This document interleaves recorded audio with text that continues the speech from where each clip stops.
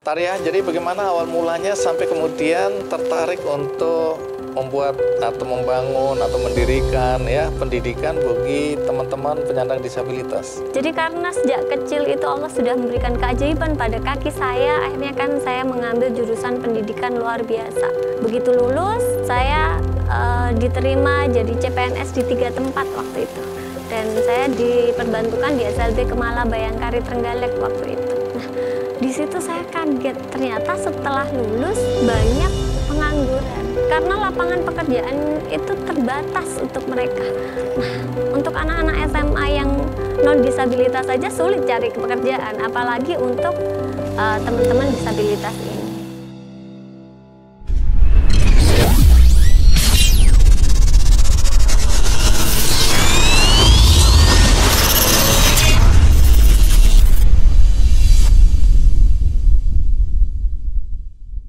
Hai guys, selamat datang di channel saya bersama saya Dr. Kesdarta.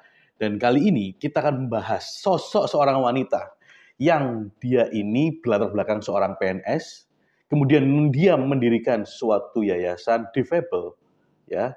Dan waktu mendirikan yayasan ini, itu dia sampai sekarang sih sebenarnya ini sampai utang 2 M lebih, ya. Kita lihat sosoknya yang sangat menginspiratif ini dan seorang fighter woman ini kita akan kulik bagaimana kisahnya. Yuk guys. Bunda Raningsih lagi di rumah ini? Iya dok, lagi di rumah. Saya lihat itu kemarin itu dari akunnya Pecah Telur. Habis bikin konten di sana kalau nggak salah saya lihat. Oh iya. Nah, itu betul ya. Berapa lama yang lalu itu bikinnya? Sudah berbulan-bulan yang lalu kalau itu. Pecah Telur lalu malahan. Oh, baru upload kemarin kalau nggak salah, beberapa hari yang kemarin. Gitu. Ya, sudah lama kalau itu. Sudah lama ya? Iya. Bu Raningsih ini punya yayasan Naema ya? Betul ya?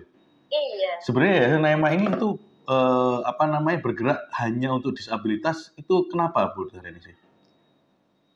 Karena saya sendiri kan background-nya kan memang S1 S2-nya pendidikan luar biasa. Jadi lebih concern ke permasalahan teman-teman disabilitas seperti itu. Makanya, tapi kenyataannya juga tidak cuma penyandang disabilitas, kelompok rentan, kemudian janda, kayak gitu, yang tidak mampu, fakir miskin juga ada seperti itu. Oh, juga ada? Ada. Oh, iya. Tapi lebih fokusnya ke disabilitas. Nah, iya. Saya lihat Bu Raningsih dulu sempat menjadi disabilitas juga, atau bagaimana? Oh iya, betul ya? Saya itu akhirnya itu memang disabilitas fisik. Jadi kaki kanan itu panjang sebelah dok. Kaki kanan itu panjang sebelah, kemudian telapak kaki itu munter-munter ke atas. Kalau ayam dipanggang itu kan pasti kakinya diutir-utir kayak gitu. Nah sama, kaki saya juga seperti itu dok. Cuman saya dapat penanganan dini. Jadi intervensi dini itu perlu untuk meminimalisir kekhususan seperti itu. Kalau saya dulu cuman dibuka pakai air hangat. Kalau bayi itu kan masih lunak ya, itu dibuka untir-untirannya itu setiap hari dikasih air hangat, dibuka terus diurut-urut biar panjangnya sama. Habis itu terakhir dipres dengan kayu randu terus ditali. Kalau sekarang kan ada sepatu koreksi. Iya. Kalau saya kemarin dulu itu waktu pas kecil kata bapak itu cukup dengan kayu randu. Kayu randu itu dibebet gitu ya? Iya, kayu randu dibebet untuk delamaan telapak kaki ini. Sebenarnya kan ada, cuman dia muntir-muntir ke atas saja bentuknya. Jadi gitu. Seperti itu. Kalau sekarang kan ada sepatu koreksi kayak gitu, kalau ada mengkor sedikit gerakan gini. Nah, saya pakai kayu randu seperti itu. Oh, jadi yang dimaksud keajaiban itu ada prosesnya ya dia. Ternyata ada prosesnya, bukan tiba-tiba bayi seperti itu kemudian jadi seperti itu, enggak ada. Iya. Oke. Itu bapaknya tahu dari mana itu? Apakah dari dokter atau bagaimana? Enggak tahu. Kalau bapak sih ya orang awam sih dok ya. Bapak saya cuma sopir. Jadi ya karena telaten itu aja. Karena saya perempuan sendiri seperti itu dari 3 bersaudara.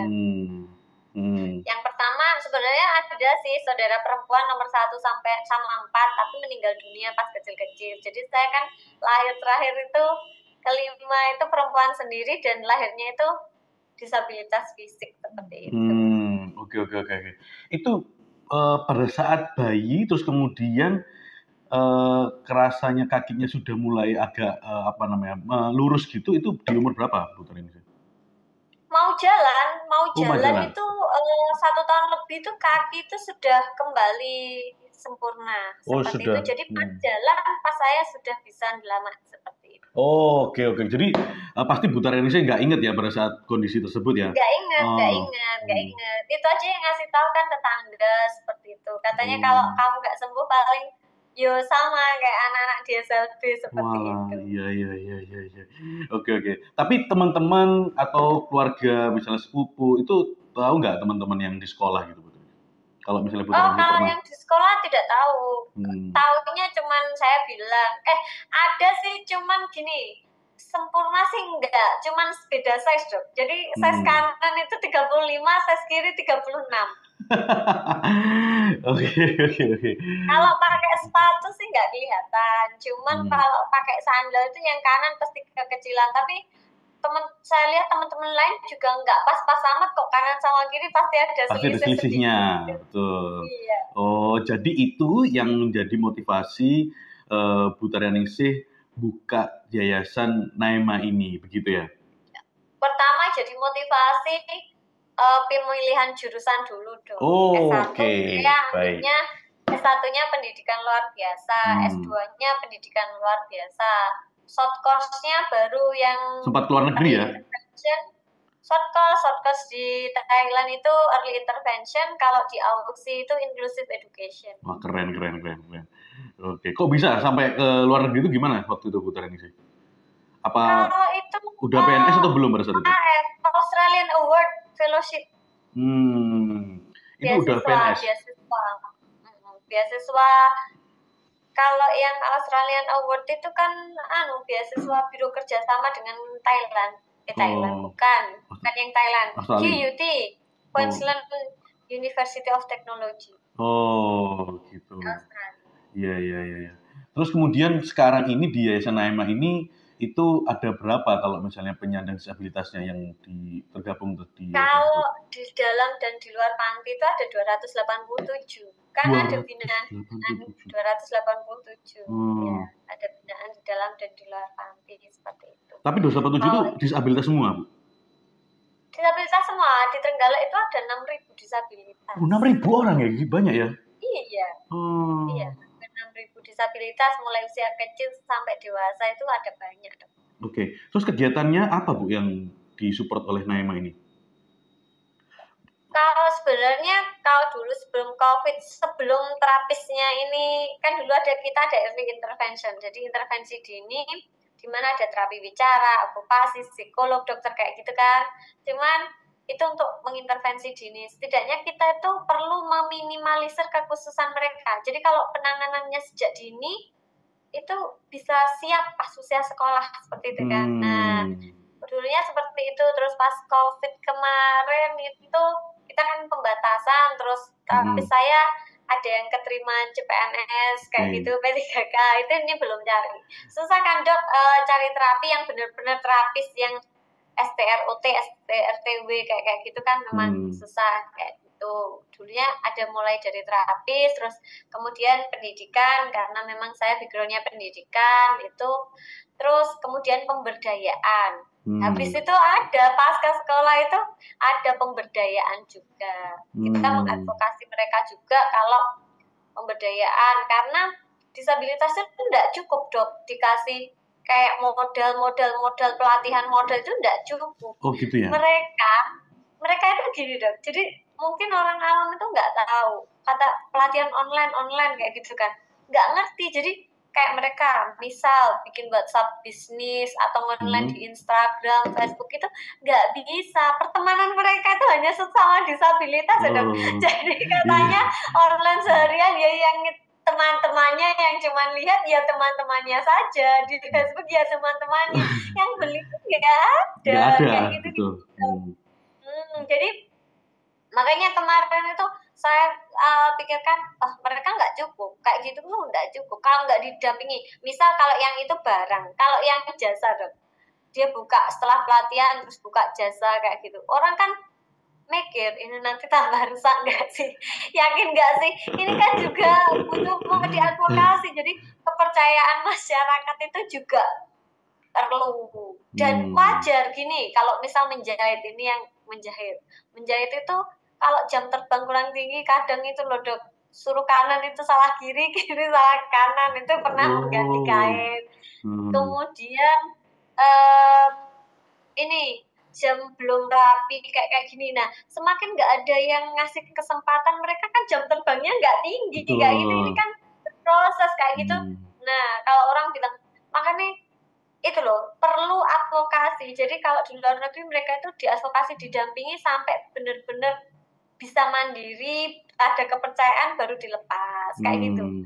Kalau di kita kan setiap tahun cuman dianggarkan pelatihan atau dikasih apa, kasih modal. Ini nggak bisa, mesin lengkap, nggak ada yang dandak nih, nggak ada yang apa beli jasa mereka, terus mereka sudah buat-buat.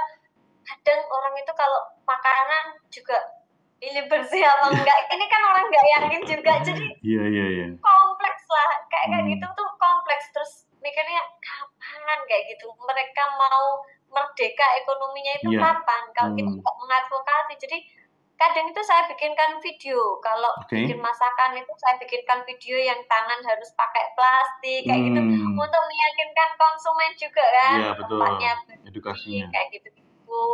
Nah, terus membranding merek mereka, itu yang kami biasa lakukan. Terus yang terakhir kita bangun kawasan inklusi.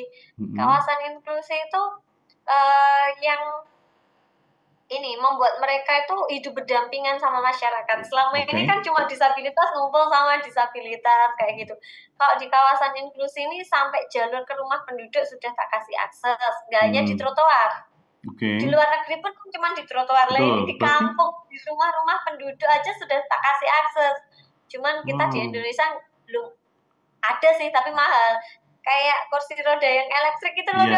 Kalau pas kita di Thailand itu di Australia itu kan kita bisa sejajar jalan-jalan sama yang di kursi roda. Kita di Indonesia belum kayak gitu. Saya sudah buat jalurnya tapi belum bisa beli kursi rodanya yang seperti tapi itu. Jalurnya sudah terbangun di situ.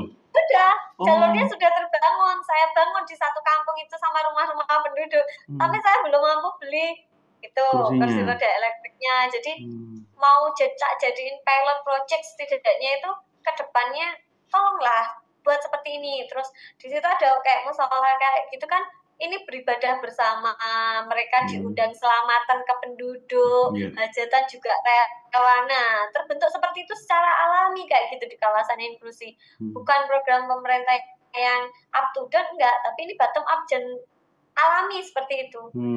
Jadi kalau di desa malah kalau tetangga panen masih dikasih seperti itu, panen hasil panen. Seperti itu kalau di kawasan inklusi. Dokter ditunggu aja di Trenggalek. Oke, nanti suatu saat saya tak ke sana. Oke. Nah, berarti itu sudah terbangun real-realnya sejak kapan, Bu Tareningsih? Sudah lama? 2019 loh, 2018 ngerancang, 2019 bangun sampai detik ini bulan lalu. Awal bulan pertengahan bulan lalu itu jadi berapa unit? 14 unit. Berarti itu bikin yayasan, saya lihat tadi. Terus kemudian Bu Tareningsih kan bikin lingkungan yang inklusif tadi itu. Terus kemudian bikin jalur relnya tadi. Itu kan pasti butuh biaya nggak sedikit itu, betul ya? Iya dok. Jadi kalau saya hutang ya. Hah? Sampai hutang beneran nih? Iya bener. Gitu? Jadi saya yang hutang itu sampai 2,8 M. Wih, 2,8 M? Iya dok. Jadi karena tanahnya dulu itu kan 800, itu belum. 2,8 itu sejak bikin yayasan sampai bikin kawasan inklusi ini. Nah, habis itu, tapi saya sudah kurangi itu sampai saya jual semua. Kayak di rumah itu kayak mobil-mobil itu sudah dijual semua, kayak barang-barang apa, terus perhiasan semua itu sudah ada itu saya alihkan ke situ semua. Oh gitu. Jadi kebanyakan, jadi dokter nanti kalau mau masuk kayak gitu di depan itu sudah saya tulis. Jadi pada orang itu bingung ini dapat sumbangan apa bangun sendiri. Iya. Saya tulis di plakat hutang ke sini sekian gitu. ratus juta itu ada. Tapi ada sumbangan juga. Jadi kayak PLN kayak gitu kan yang CSR cuma satu selama ini PLN itu juga ada seperti itu. Mending baik 12 juta itu ada. Jadi ada tulisannya kalau memang itu sumbangan ada uang masuk ya saya plakat di situ. Lainnya hutang ya saya tulis hutang ke sini. Gitu. Juga. Daripada diseuzoni orang kan. Iya. Ya saya nggak mau jawab sih. Kalau saya nggak mau jawab, saya tulis aja di prasasti. Bener-bener batu marmer itu saya tempel, bukan kertas, bukan banner loh dong. Jadi prasasti hutangnya. Jadi prasasti kayak gitu hutang gitu tulisannya. Iya. Itu berarti cicilannya berapa per bulan? Kalau misalnya hutang segitu? Banyak banget dong. Kalau saya tuh pokoknya membutuhkan untuk operasional, cicilan sama makannya teman-teman di sini.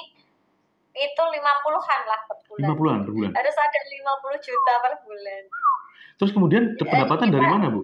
Untuk menutup itu semua, operasional? Ya, kalau saya kan saat ini lebih seneng kayak gini. Saat ini kan saya nggak bertugas. Jadi kan saya memang sedang tugas belajar S3. Jadi bisa keliling ngamen kayak gitu, ngisi-ngisi diklat ke luar Jawa, ngisi-ngisi bintangnya guru-guru. Kemudian ya bikin karya-karya tulis seperti itu.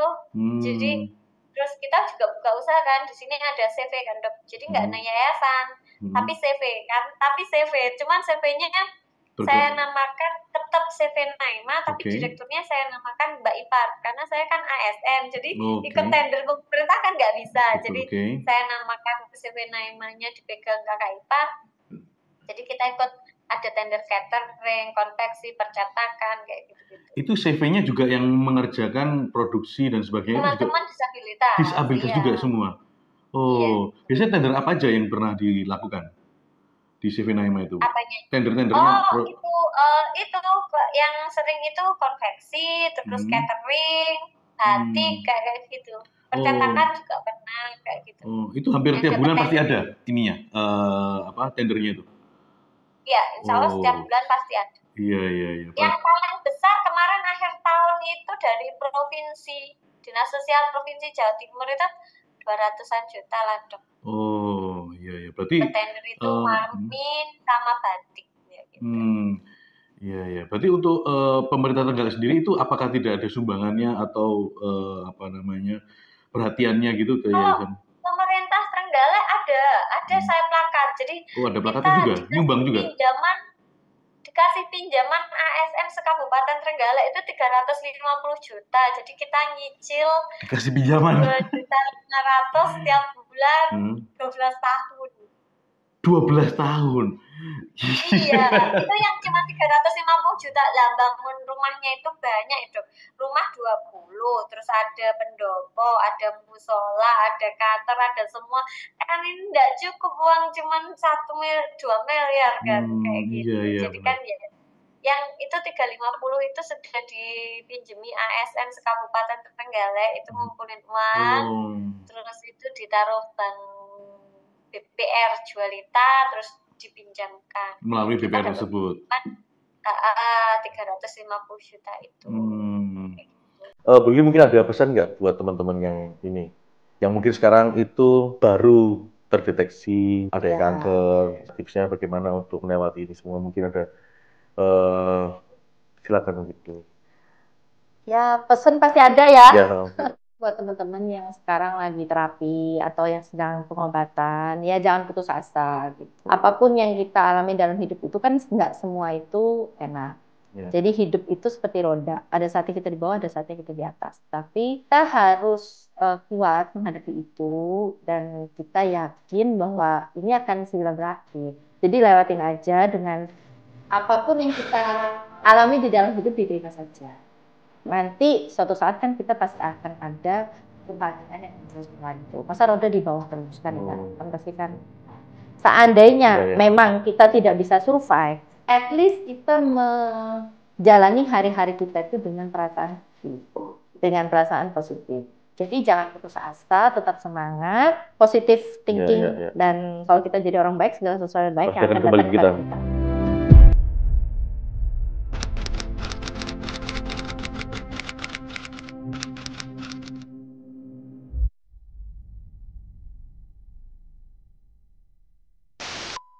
Iya. Ini Bu Tarianingsih sama suami mengerjakan ini semua atau bagaimana?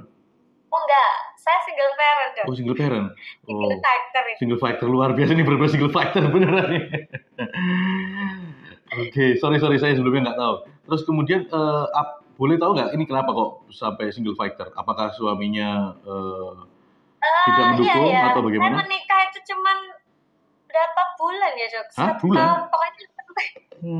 Iya, pokoknya saya nunggu anak saya lahir aja. Oke, Nunggu anak saya lahir. Sebenarnya itu kan waktu itu saya masih usia 25 tahun ya. Jadi ketika diingatkan ya Mas, anak masih usia segitu tuh saya juga introspeksi diri ketika diingatkan kayak mertua kan baik, diingatkan dunia itu berputar, uang itu jangan disumbangkan ke orang sampai habis terus kan sampai habis, sampai berhutang itu kan betul. Kayak gitu. Ini kan niatnya kan baik kan. Terus saya masih bilang tetap idealis, nggak apa-apa. Diingatkan nanti kalau punya anaknya gimana kayak gitu. Saya masih tetap ngeyel jawab. Kita itu orang tua itu cuman membekali anak, mendidik anak. Ya biarnya dia nanti ceker sendiri. Kalau saya kerja ngumpulin uang buat dia, terus nanti dia besarnya ngapain kayak gitu. Jadi gitu. Kalau kita terus ngumpulin uang buat anak cucu, terus anak cucu kita itu mau ngapain, menghabiskan uang saja kan enggak kayak gitu loh. Jadi saya tetap kayak gitu sih. Terus habis itu disuruh nutup panti kayak gitu kan. Terus hidup kayak orang normal seperti biasa pegawai yang gajian kayak gitu kan. Nggak bisa saya. Oke. Sebenarnya itu nggak ada masalah apapun dan ya kalau ditanya salah ya mungkin kita nggak cocok aja visi-misinya Oke. Jadi ya tetap baik-baik saja. Iya. Terus sekarang umur putra atau putrinya di berapa tahun, Bu? 12 tahun dong. Jadi 12 tahun. Iya. Oke. Nah, kalau kembali lagi di Yayasan Naima tadi. Nah, di Yayasan Naima ini berarti sudah ada ibaratnya itu sudah ada penyandang disabilitas yang sekarang sudah bisa berdikari sendiri gitu, atau bagaimana sekarang? Oh ya, sudah mulai berdikari sendiri. Jadi kalau perumahan itu kan konsepnya saya satu, membangun budaya inklusi kan, budaya inklusi yang ada kesetaraan itu. Kedua, ada prinsip kan dok, sandang pangan papan. Jadi orang itu primer itu kan sandang pangan papan. Nah, saya nggak hanya mendirikan rumah dok, tapi di sana itu konsepnya satu rumah satu usaha. Jadi tiap rumah itu punya usaha sesuai bidangnya. Ada yang salon, ada yang toko, kemudian ada yang musik, jasa musik, percetakan, sablon, jahit seperti itu dok. Jualan kelontong. Jadi ya mereka kan keterbatasannya beda-beda, kemampuannya beda-beda ya. Itu untuk memenuhi kebutuhan hidupnya mereka. Jadi punya rumah, punya usaha untuk memenuhi kebutuhan hidup mereka. Tapi Bu Tarianingsih sendiri untuk memenuhi kehidupannya bagaimana? Karena kan sudah ada 2,8 M ininya, cicilannya itu sudah berapa? Nggak tahu, per bulan 50 juta. Nah, sedangkan kehidupan Bu Tarianingsih sendiri bagaimana Bu untuk per bulannya? Itu ini kayaknya senyum-senyum aja atau memang benar-benar nggak kepikiran sama sekali? Kalau saya sebenarnya kayak menunggu keajaiban gitu aja setiap hari. Jadi kalau saya itu alhamdulillah kan kalau saya kan ini beasiswa LPDP ya dok ya. Jadi kan lumayan kalau LPDP itu 12.900 kan dok. Kayak gitu. Jadi kan kalau gaji pegawai negeri sih jangan tanya. Sejak saya CPNS itu gaji saya tinggal 9.500. Sama bendara dikasih 10.000 katanya kasihan jadi setiap bulan. Sekarang saya itu PNS, golongan saya 3D. Nah, S2 kan yang saya pakai. Itu saya cuma tinggal 100 berapa gitu per bulan. Nggak sampai 200 kayak gitu gaji PNS. Terus kemudian hidupnya gimana? Hari-hari ya kita harus cari kayak gitu. Harus cari garapan kayak gitu, jualan. Apa aja dijual dong. Apa aja dijual? Pokoknya nggak jual aja. Oke. Iya. Itu sempat nggak Ibu merasakan ada beban yang Sempet dok. Jadi kalau pas sakit kayak gitu kan sempet rasanya ya Allah wis ndak kuat pengen mati aja kayak gitu tuh pernah sempet kayak gitu. Terus habis itu saya mikirnya gini, saya tuh ndak bersyukur kayak gitu kan. Allah itu kasih kemudahan, begitu lulus saya langsung menjadi pegawai negeri, diterima nggak hanya satu tempat, beberapa tempat, sampai saya mengundurkan diri jadi CPNS di beberapa tempat kayak gitu kan. Terus mulus-mulus aja, dapat beasiswa, dapat ini sepanjang perjalanan seperti itu. Jadi saya pikir Allah itu sudah memberi kemampuan yang lebih dibanding manusia lainnya kayak gitu. Kalau amanahnya, tanggung jawabannya lebih itu sudah sewajarnya seperti itu. Terus saya bilang seperti ini, masa aku cuman mau mati cuman gara-gara kekurangan materi, nggak ada ini kan nggak lucu kayak gitu. Emang Allah menciptakan dengan semua kemampuan yang sudah diberi lebih, ini milih mati cuman gara-gara materi kayak gitu. Pernah merasa memang saya ngitung nanti kalau saya mati dapat asuransi sekian. Sampai mikir kayak gitu berarti ya. Berarti di titik terendahnya Bu Taryaningsih ya pada saat itu ya? Iya, cuman akhirnya saya bilang ke aku sendiri, aku yang nggak bersyukur. Sudah dikasih kemampuannya itu lebih-lebih. Habis itu kemarin sempat akhir tahun itu sakit itu diinfus kayak gitu kan, masih di rumah sakit. Akhirnya jam 8 itu saya pulang, saya ada panggilan Bimtek di Kalimantan Selatan kayak gitu.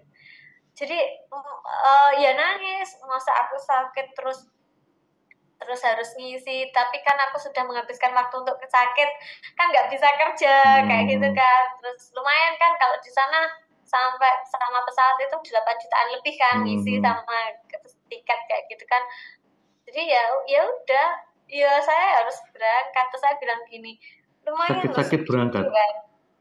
Berangkat jam 3 pagi ke Surabaya. 8 sekian itu kalau orang di desa itu paling sebulan gajinya cuma 750, 500 kayak gitu toh. Lah itu kan cuma ngomong doang kayak gitu loh ngisi. Jadi saya bilang ya aku tuh harus bersyukur.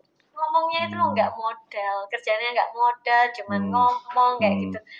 Jadi ya sudah, jadi sakit pun itu ya nelongso kayak gitu sebenarnya. Kalau orang sakit kan harusnya istirahat, saya nggak kudu mikir kebutuhan itu harus tetap kerja kayak gitu-gitu. Pernah di titik yang seperti itu, cuman ya harus balance saja. Kalau enggak saya pasti, katanya teman perawat ODGJ katanya kalau saya nggak bisa balance itu kan edan dari dulu pastinya. Iya betul. Terus kemudian yang jadi semangat Ibu Taryaningsih apa? Kok akhirnya? Ya, itu pasti bebannya berat banget itu.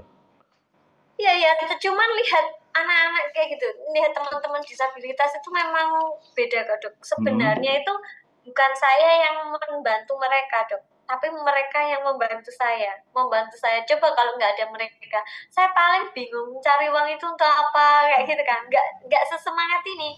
Kan kalau kita cuma gajian punya anak satu, hidup biasa ini kan udah cukup aja. Tapi lihat mereka terus berjuang dari nol berhasil. Jadi saya ada semangat. Hidup itu kayak ada tujuan. Pas saya diuji kayak gitu kan, mungkin gagal berumah tangga kayak gitu, saya masih ada rasa berharga untuk banyak orang seperti itu kayak gitu. Jadi kayak saya pas sakit, saya tetap ingat mereka, masih ingat mereka. Kayak saya pengen rasanya mati saja, ingat mereka, lawang mereka itu loh yang nggak sempurna, uang juga nggak punya, masih semangat hidup kan. Saya loh sudah diberi akal sehat kayak gitu, cuman tinggal berjuang cari jalan keluar kan, cuman kayak gitu. Kok pilih mati saja kayak gitu aja dong. Jadi mereka lah yang membantu saya, menguatkan saya itu sebenarnya ya teman-teman disabilitas itu sendiri. Oke. Wah itu berarti saya pun kalau jadi Bu Taryaningsih pasti wah itu down banget sih kalau misalnya. Gantiin dong. saya support aja. Hari aja.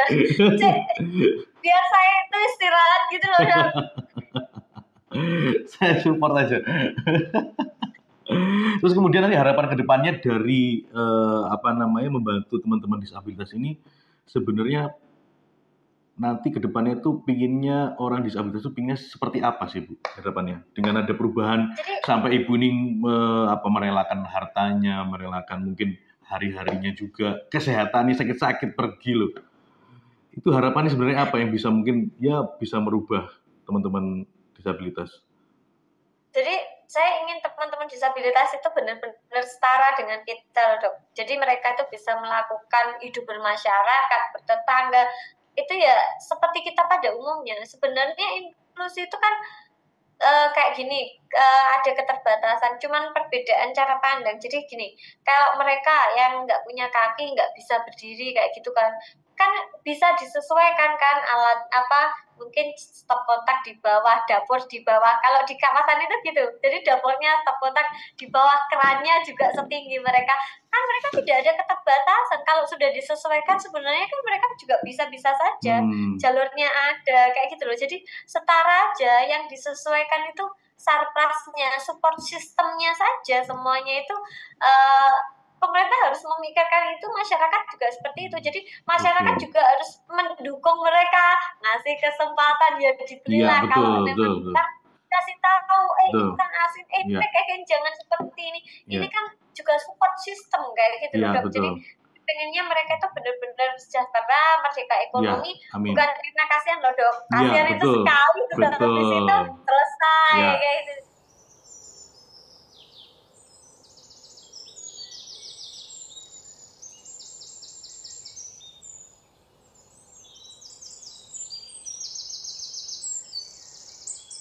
Oke, Bu Ningsih, mungkin itu aja cukup dari kita. Nanti kita mungkin bisa ketemu di sana, Bu Ningsih. Gitu. Siap, ditunggu dengan timnya. Iya, terima kasih banyak Bu Ningsih. Nanti kita sambung lagi di Trenggalek. Siap. Sukses selalu Bu Ningsih sama Naimanya. Jangan stres, boleh WA saya. Selain WA Pak Emil. Gitu Bu Ningsih. Itu ya Bu Ningsih. Terima kasih. Selamat siang Bu Ningsih. Selamat siang, Dok.